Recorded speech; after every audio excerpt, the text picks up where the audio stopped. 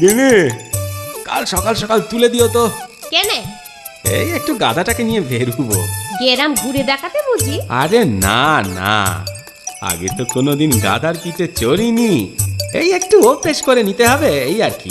দেখো তোমার গাদা আবার পক্ষীরাজ হয়ে তোমায় নিয়ে উড়ে না পালায়। ও অসহ্য অসহ্য, সময় সময় এমন কথার মাঝে গাধাটা ডেকে ওঠে না।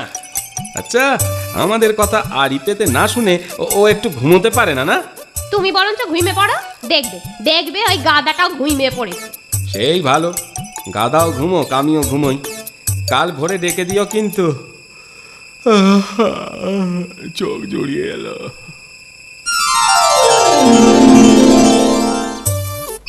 এই জায়গাটা বেশ খালি খালি। হ্যাঁ হ্যাঁ, এবার উঠে বসি গাধাটার পিঠে।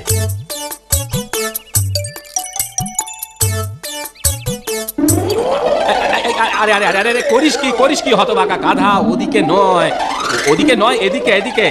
আরে কথা শোনে না তো। আরে ওদিকে, কি করছিস কি?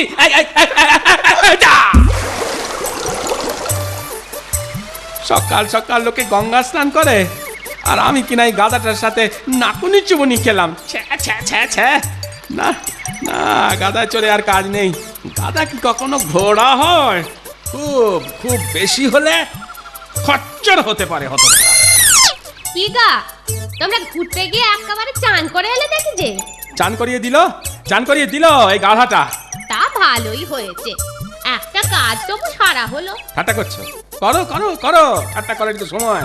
তবে এই গাধাটা মানুষ হলে কিন্তু তোমারই লাভ। আমার ব্যবসায় লাভ হলে তবে না তোমার সোনার হার গড়িয়ে দিতে পারবো। গাদাকে তুমি যতই মারো, যতই শেখাও, বুঝলে, গাদা কোনোদিন মানুষ হয় না, এটাও মানুষ হবে না, আর আমার সোনার হারও হবে না। আচ্ছা আচ্ছা, তুমি কি সব সময় অমঙ্গলের কথাই বলবে না কি বলো তো? একটু মঙ্গলের কথাও তো বলতে পারো নাকি?